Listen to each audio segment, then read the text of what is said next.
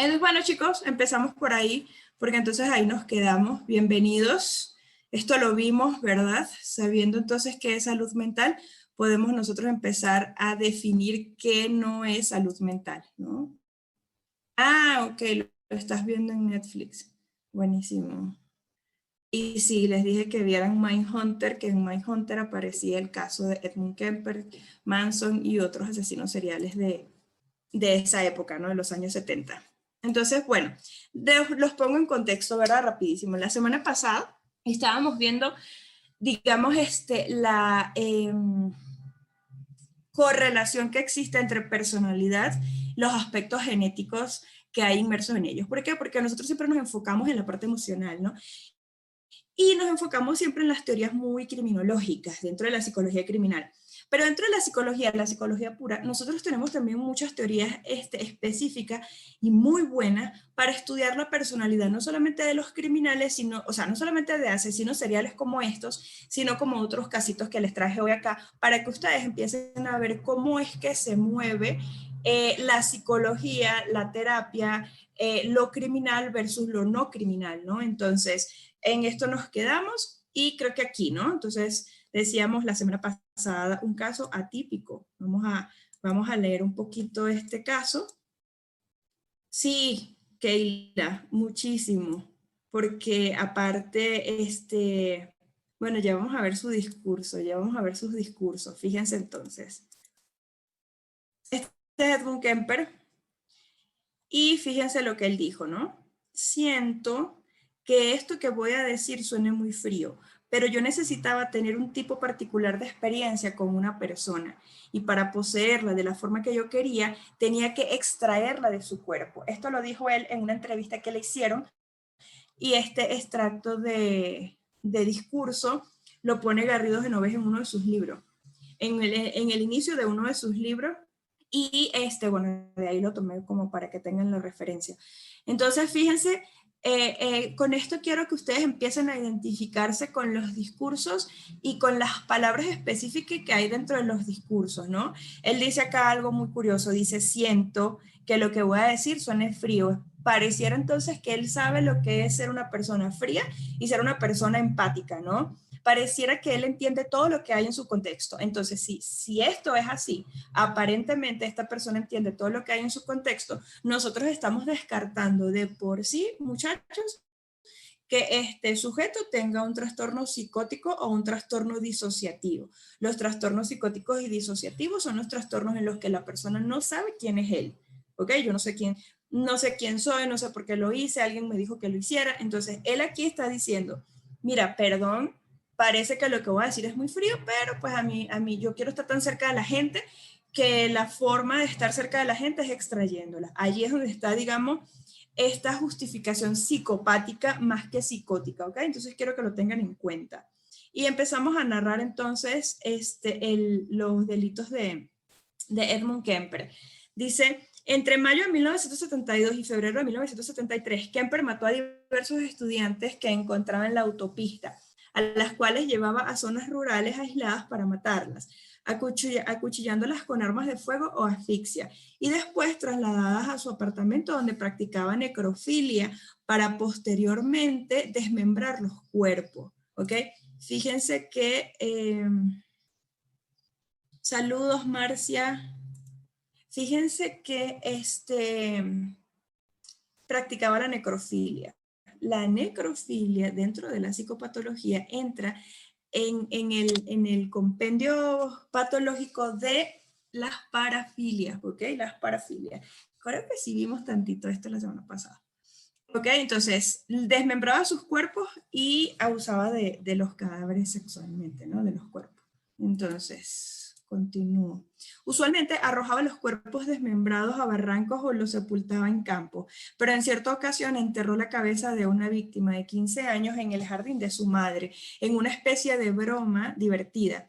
Entonces él dijo, ella siempre quiso que las personas la admiraran, es decir, puso la cabeza de esta joven a quien había asesinado enfrente de la ventana donde se paraba su mamá y bromeó, o sea, bromeó y dijo, bueno, ¿tú quieres que alguien te admire? Bueno, aquí vas a tener una persona que siempre te va a estar mirando. En total, de acuerdo a lo que él dijo, asesinó a 6 colegialas, incluyendo 2 estudiantes de la Universidad de California, donde trabajaba su mamá, fíjense, ¿no?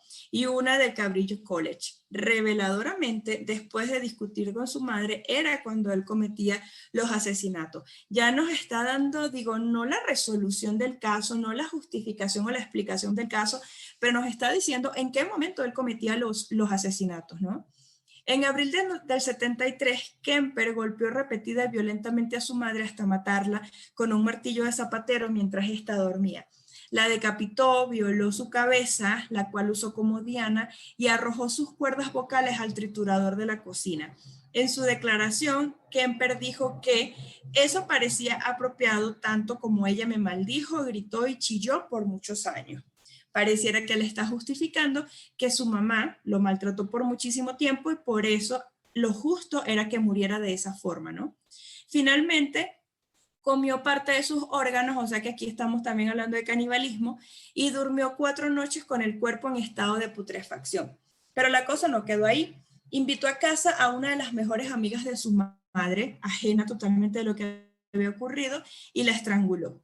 Se dirigió en su carro hacia el este sin escuchar en la radio ninguna noticia sobre sus asesinatos. O sea, él puso la radio, ya los asesinatos se habían descubierto, ya lo llamaban el asesino de las colegialas, pero en ese momento, en el rato que él estuvo escuchando la radio, nadie dio ninguna noticia sobre lo que él había estado haciendo, ¿no? Sin saber quién era, pero pues hablando del asesino, se regodeaba escuchando lo que decían de él, ¿no?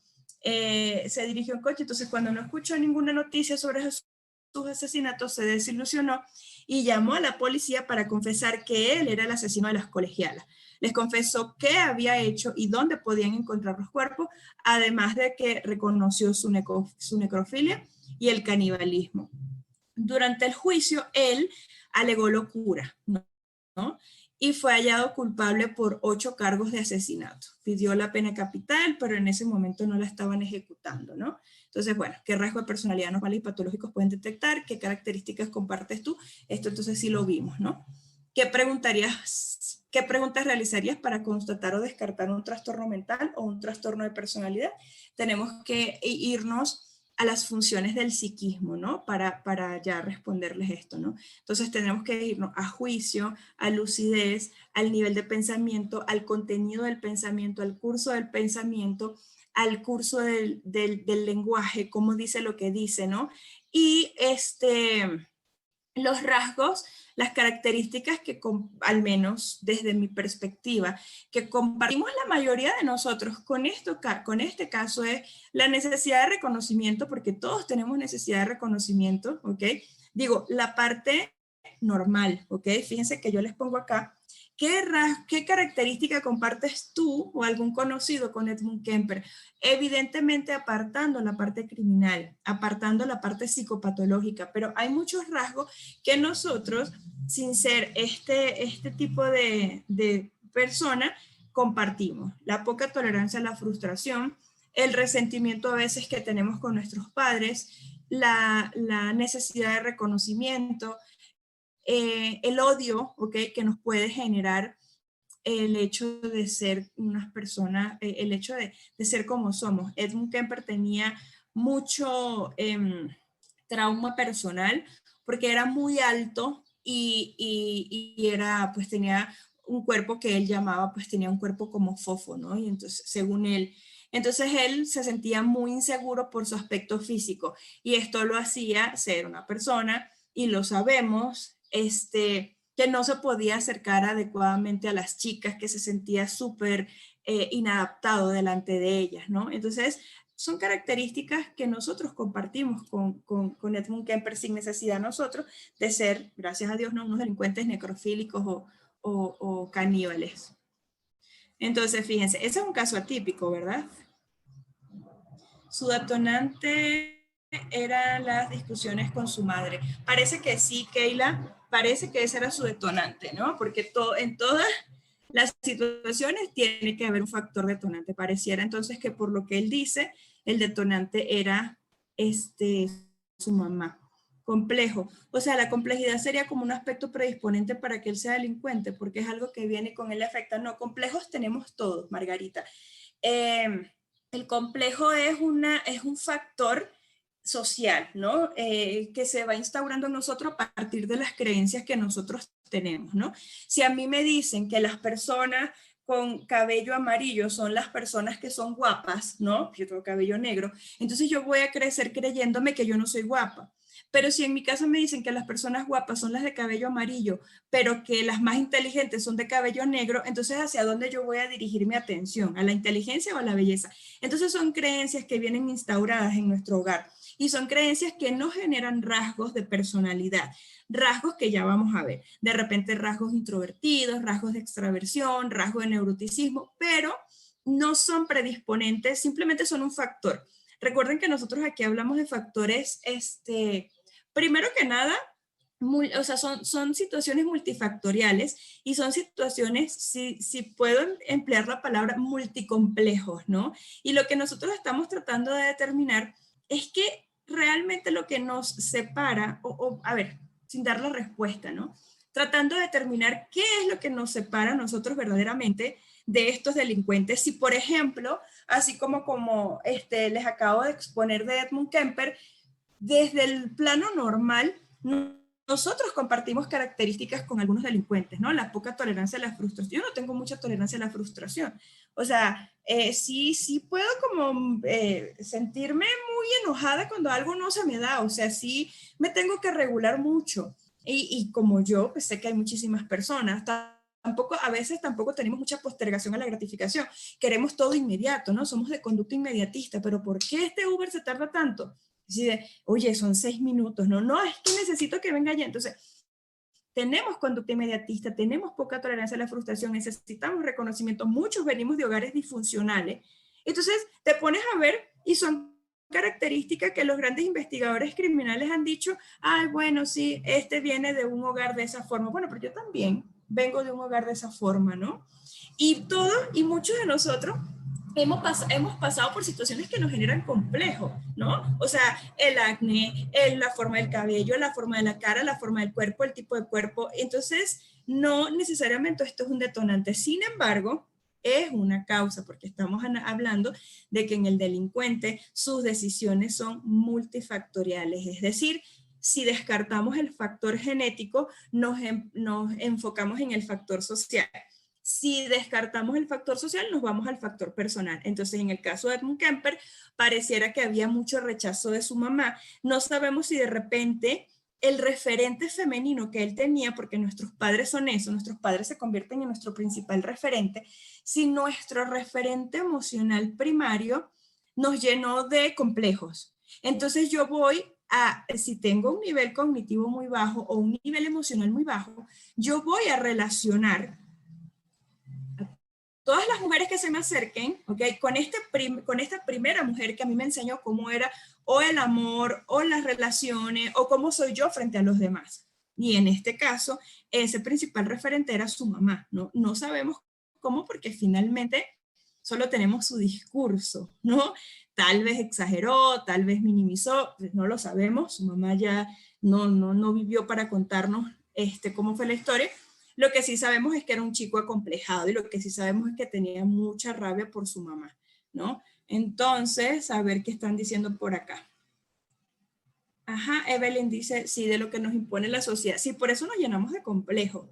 Pero no solo por lo que nos dice la sociedad, Evelyn. Yo estoy viendo en mis casos particulares de terapia cómo muchas madres imponen exigencias súper fuertes a los hijos, ¿no? Yo tengo una mamá que le dijo a su niña de 12 años que tiene un promedio como de 7, 8, qué lástima que ya no vas a poder ser médico. La niña está como en tercero de secundaria, segunda de secundaria, y ya le dijo, qué lástima que no vas a poder ser médico porque con ese promedio al menos te alcanzará para hacer no sé qué profesión, ¿no?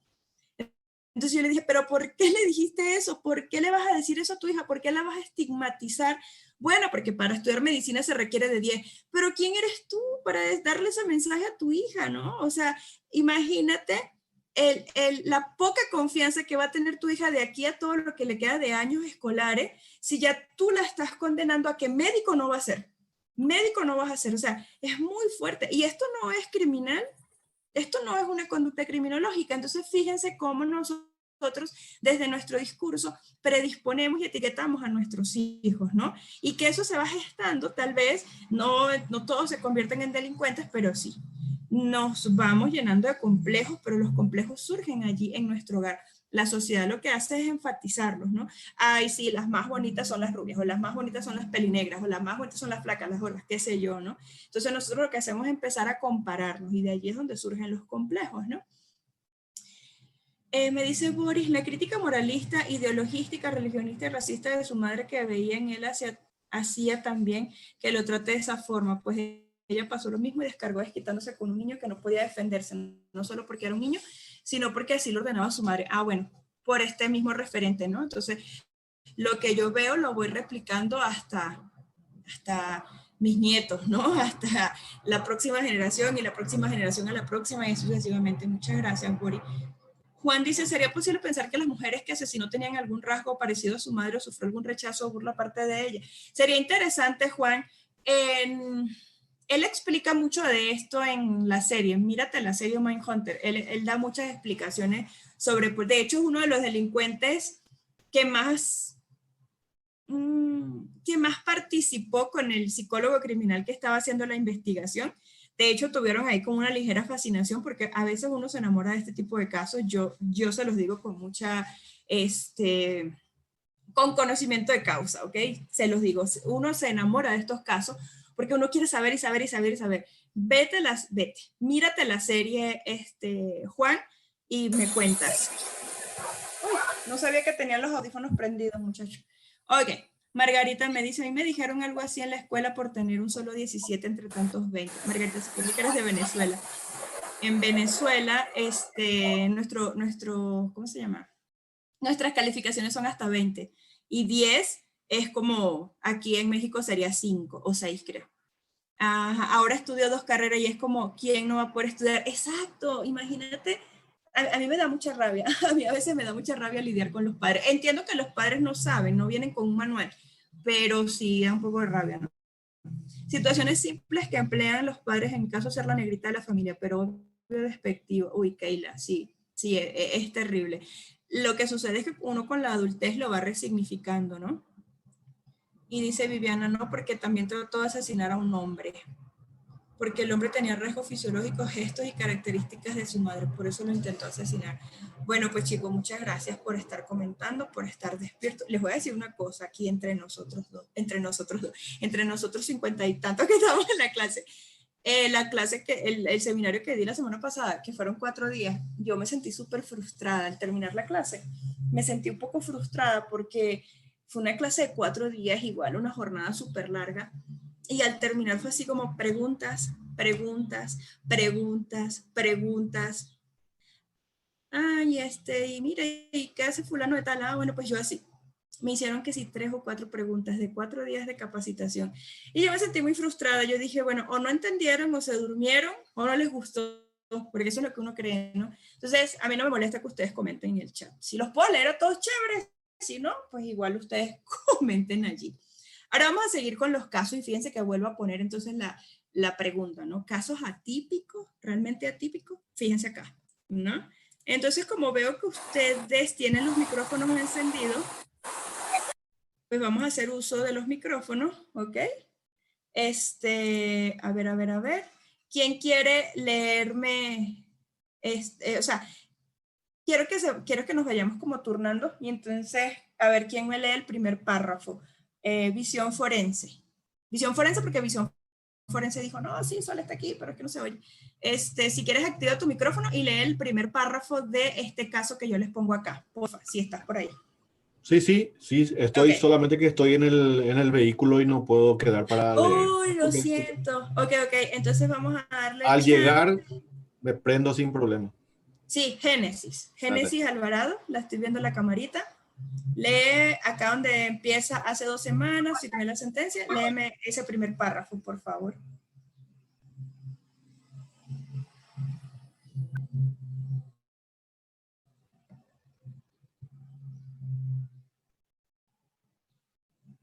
Génesis, ¿estás ahí? O sea, sí estás ahí, pero ¿lo quieres leer o te da cosita? ¿O escojo a otra persona?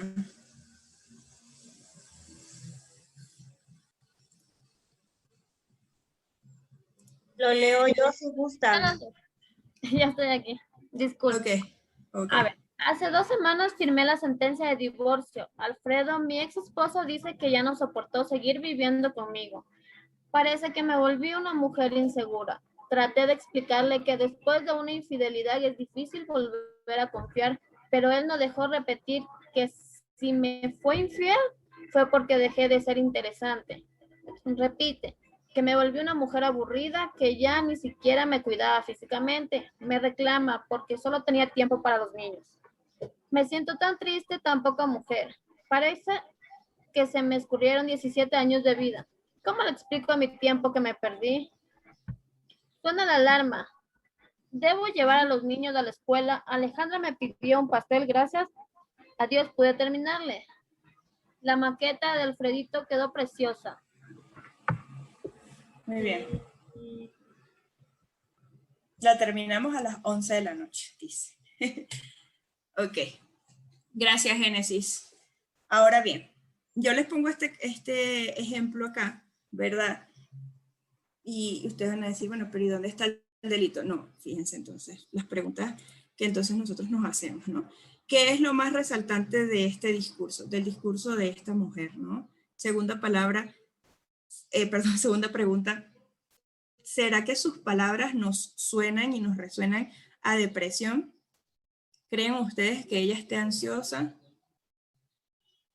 ¿Qué proceso emocional y psicológico está atravesando? ¿No? Entonces, ¿por qué les pongo este caso? Ya vamos a ver por qué. Quédense ahí con esas preguntitas, ¿verdad? Y con su discurso, ¿no?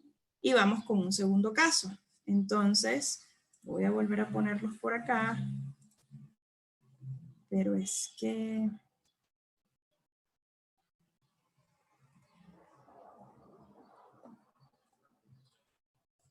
Espérenme. Es que los quiero ver aquí. Ajá, listo, los estoy viendo otra vez. Oh, ya se fueron. Y ahora quisiera que Margarita Cabrera, que también estoy viendo su camarita allí. Margarita, ¿quieres apoyarme en leer el siguiente caso?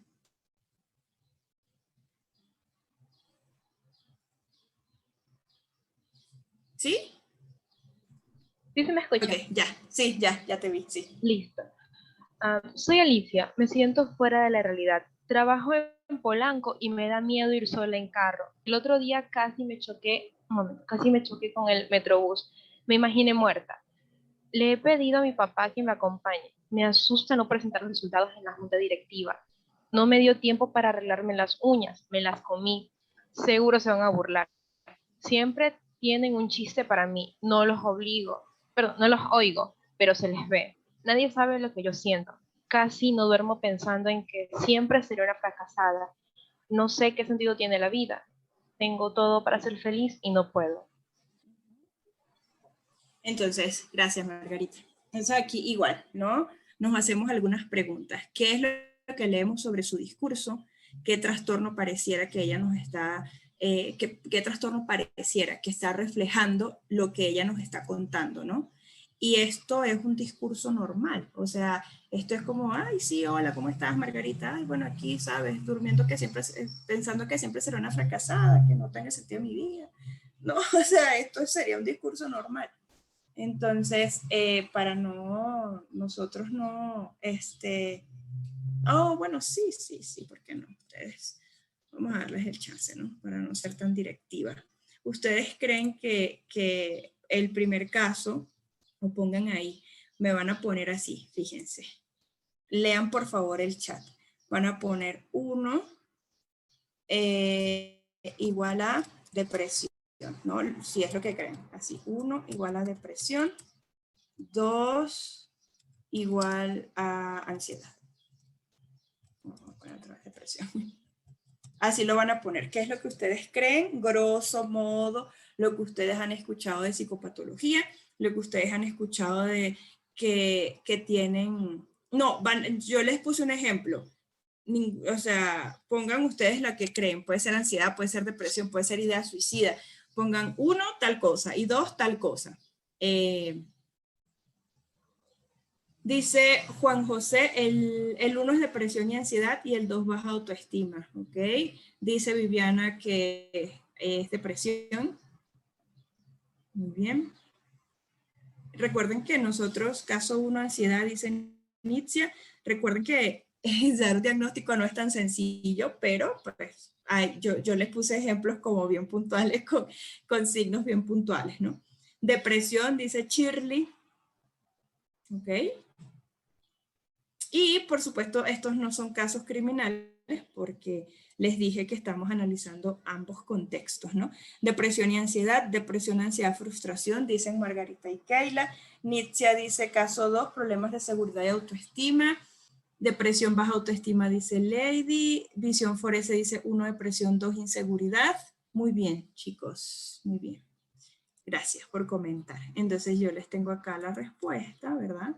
Porque no vamos a estar tampoco quedándonos acá adivinando. Los leo un poquito más a ver qué más pusieron. No se me abre, chicos, no se me abre el chat. Ok. Primer caso, se ve algo de tristeza, depresión, sobrecarga emocional. Así es, Juan. Y el caso 2, dice Viviana, es depresión y el otro autoestima. El caso 2 es inseguridad, dice Génesis. Ok, chicos, entonces vamos acá. ¿Cuáles son las señales? ¿Cuáles son los factores de riesgo, las señales de alerta? Vamos a ver en estos dos casos. Entonces, primero tenemos en el caso 1, vamos a leer esos discursos súper bien, ¿no? Tenemos en el caso 1 el proceso de un duelo esperado después de una ruptura, ¿ok? Es muy normal. Solo les digo que los duelos no son patologías, ¿ok? Los duelos son procesos normales por los cuales nosotros atravesamos cuando tenemos un proceso de ruptura, cuando el hijo se va a estudiar a otro lugar, cuando nosotros como hijos nos vamos de la casa, cuando terminamos una relación, cuando dejamos un trabajo, cuando nos corren de un trabajo, ¿ok? Entonces, ella en este caso tenía 17 años de casada. Es normal, ¿ok? Es normal. O sea, ella no está ahorita en un proceso depresivo, ya les voy a decir por qué. Entonces, ¿cuál características observamos? Sí, por supuesto, tiene muy baja autoestima, sí se está anulando a sí misma, se culpa, pero tiene una contención, ¿ok? Y la contención, es decir, lo que la sostiene, lo que la contiene, son sus hijos. Fíjense que ella dice, bueno, pese a todo, pese a ese discurso medio triste y todo, dice, tuve que hacer una torta con mi hija y hice la maqueta con Alfredito, nos acostamos tardísimo, pero quedó preciosa. Entonces sus hijos son una gran fuente en donde nosotros nos podemos, digo, nosotros como especialistas, ¿no? Donde nosotros nos podemos agarrar para que esta persona se contenga. Entonces lo que ella está atravesando es un estado depresivo producto de un duelo. Habría que ver cuánto tiempo terminó con el esposo. Por lo general los duelos largos, o sea, de relaciones largas, tienen hasta 2 años para seguirse allí gestando, para seguir sufriendo. Entonces no es como que, ay, pasaron 6 meses, ya supéralo, no. O sea, el cuerpo físico y el cuerpo emocional es distinto dependiendo de una persona a otra. Entonces tendríamos que ver, y yo no se los puse obviamente a propósito, tendríamos que ver cuánto tiempo tiene ella en duelo, cómo fue la separación, cómo fue la ruptura, ¿no? Todo esto. Entonces, bueno, es un estado depresivo. Un estado depresivo no es lo mismo que una depresión. ¿Por qué? Porque ella todavía tiene voluntad de hacer cosas, porque ella todavía tiene ganas, porque ella todavía tiene, digamos, factores contentivos. Está muy triste y tiene un discurso triste y por eso ponemos entonces su diagnóstico es un estado depresivo producto de un duelo por el que está atravesando en estos momentos después de 17 años de casada, ¿no? Y en el caso 2, entonces, ¿qué es lo que tenemos? ¿Cuáles son las señales de alerta? Bueno, tiene un miedo excesivo y al parecer es irracional. El miedo pareciera que fuese irracional. ¿Por qué? Bueno, porque obviamente yo no se los pongo ahí. No sabemos, ¿ok? Si fue que hace poquito la chocó un carro, si fue que hace poco chocó con un metrobús, si fue que la chocaron, si fue que ella iba en un carro, si fue que iba a pie. No lo sabemos, ¿no? Entonces, por eso nosotros tendríamos que indagar qué ocurrió que le detonó ese miedo de, a veces me imagino muerta en Polanco y entonces el metrobús siento que me va a matar, siento que me va a chocar. ¿Qué fue lo que pasó y en qué momento ella empezó a tener ese discurso y ese miedo para nosotros evaluar la parte racional y la parte irracional? porque les digo que, por ejemplo, el estrés postraumático tiene una duración de 3 a 6 meses, ¿no? Y si ella está atravesando por un proceso en el que acaba de vivir un evento traumático, pues es normal que tenga ese discurso, al menos ese miedo. Entonces, nada más fíjense esas pequeñas situaciones diagnósticas que a nosotros nos dicen si sí o si no, si tiene esto o si no tiene esto.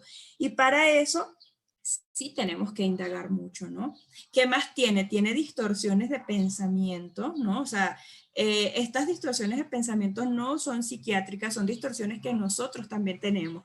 Es decir, que piensen, o sea, que yo crea lo que ustedes están pensando. Ay, yo creo que ellos están pensando que como yo no voy a tener la laptop preparada para la clase. Es seguro que están pensando eso. O sea, eso es una distorsión y se llama inferencia arbitraria.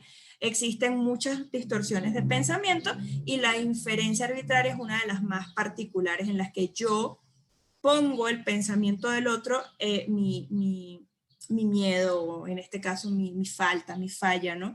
Ella dice, seguro se van a burlar de mí en la junta, porque, o sea, yo no lo he visto, pero los oigo, yo los puedo escuchar, porque no me arreglé las uñas, mírame estas manos como las tengo, eso, ¿no? Esa misma angustia se refleja en el acto de la onicofagia, es decir, en comerse las uñas, ahí es donde se manifiesta su angustia existencial, ¿no?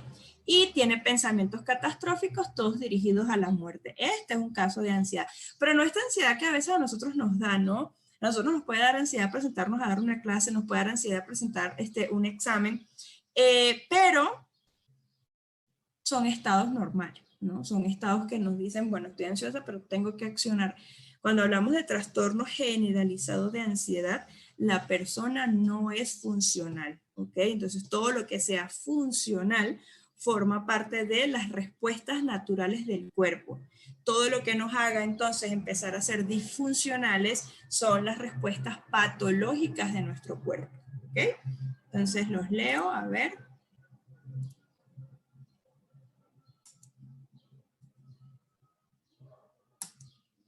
Pero ¿por qué no me quiere dejar leer? Aquí estoy. A ver, caso de ansiedad. Bueno, todavía siguieron comentando. En el primer caso se ve tristeza, depresión. Bueno, ya les respondí, chicos, qué es lo que era, ¿ok? Day Monroy, no lo había leído hasta ahora. Dice hogar disfuncional, frustración y mentalidad negativa y falta de atención. De ahí lo que me estás nombrando son características, ¿no? Rasgos, no son categorías diagnósticas. Categorías diagnósticas vendrían siendo la ansiedad, la depresión, estrés postraumático, algún trastorno de personalidad. Pero lo que me estás diciendo acá, por lo menos hogar disfuncional es causa. Frustración, mentalidad negativa y falta de atención son rasgos o características que no necesariamente hablan de un componente patológico porque nosotros también tenemos mucha frustración. Les digo, para que ustedes aprendan a distinguir qué es lo que hace que algo sea patológico y otra cosa no, es la funcionalidad de la persona, ¿ok? Si la persona es funcional en su vida, entonces este rasgo no lo está consumiendo. Si la persona deja de ser funcional, es decir, ya no va al trabajo, por ejemplo, el caso anterior, no va al trabajo, no se presenta a la junta, no puede salir de su casa, no vuelve a manejar un carro, aquí los rasgos patológicos se la están consumiendo, ahí hablamos de una enfermedad psicológica, ¿ok? Cuando la persona, pese a todas estas características, sigue siendo funcional, entonces descartamos una psicopatología como tal, ¿ok? Dice Keila, yo sufrí ambos casos y realmente es un proceso muy grande de superar. Sí, totalmente, Keila. William dice la inestabilidad del hogar. La inestabilidad del hogar vendría siendo causa, ¿ok? No diagnóstico, nada más. Ahí para que ustedes lo vayan poniendo. Una cosa es la etiología. Eso lo vamos a ver. No, con ustedes no.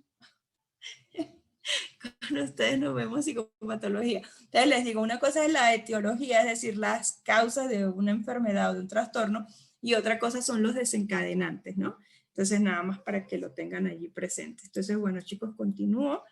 Estas son las preguntas que yo les había hecho sobre esta narrativa, o sea, la narrativa de los dos casos anteriores, la señora que está en duelo y la chica que tiene miedo de salir de su casa. ¿Cuáles son los rasgos de personalidad normales y patológicos que logramos detectar? Ya les respondí.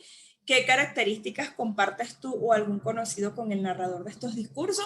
Yo creo que muchos hemos pasado por procesos de ansiedad. Yo he pasado por procesos de ansiedad. Hubo una época en mi vida en la que me comía las uñas. Ya no me como las uñas, pero les comparto que sí me arranco los cueritos de los dedos porque todavía soy muy ansiosita, sobre todo en situaciones, cuando doy clases me pongo ansiosita, aunque ustedes no lo crean porque hablo como si no hubiese un fin, pero sí me pongo ansiosa. Y y a veces me pongo ansiosa cuando tengo como supervisión de casos. Cuando hay supervisión de casos, nosotros los terapeutas buscamos a como un super psicólogo y entonces nosotros narramos el caso, ¿no? Bueno, mira, es Marco Farfán, a mí me parece que es medio psicópata, pero pues tal vez no, y entonces empiezan a decir, uy, ¿tú qué piensas? ¿Y tú cómo lo ves? ¿Y cuál teoría es esa? Entonces, ahí yo me pongo muy nerviosa y me arranco los cueritos. Y eso es ansiedad. Pero eso no me hace ser una persona disfuncional. Pese a mi ansiedad, doy la clase y la preparo y ya, ¿no?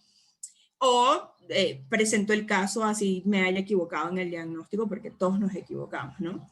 ¿Qué factores de riesgos y contención observan en estos casos? Pues de alguna forma ya se lo dije. Bueno, en el caso de la chica, de la segunda chica, creo que el factor de contención sería el papá, ¿no? Creo que nos habló ahí como de forma contentiva sobre su papá. Dice, ¿es probable que hubiera intervención metafísica espiritual para proceder a cometer asesinatos? O sea, yo no creo en eso como presencia, vaya, física, ¿no? Pero si estamos hablando de que era una persona psicótica que tenía algún tipo de delirio, es probable que él use, porque sí existen los delirios, ¿no? Y entonces un delirio es la fuerte creencia, la convicción con fuerte acento emocional de que algo más allá de mí me está diciendo que haga esto. Eso es un delirio, Boris. Lo que me estás narrando se conoce como delirio. Él trató de, fíjate que les puse al inicio, bueno, al final del caso de Edmund Kemper, que él trató de alegar locura. Y esta forma de él alegar locura fue diciendo que escuchaba voces y que alguien le decía que tenía que hacer algo, ¿no? Lo que pasa es que no se pudo comprobar y por eso pues le dieron la cadena perpetua y no lo mandaron a un psiquiátrico. No solo es ansiedad, es falta de seguridad que se muerdan las uñas. Es ansiedad, mm, porque la carga emocional que tengo la pongo en un lugar, y la pongo en un lugar es la persona comiéndose las uñas, es ansiedad. Eso no te hace ser funcional, pero es un rasgo de la ansiedad, vaya, ¿no? Continúo entonces, chicos.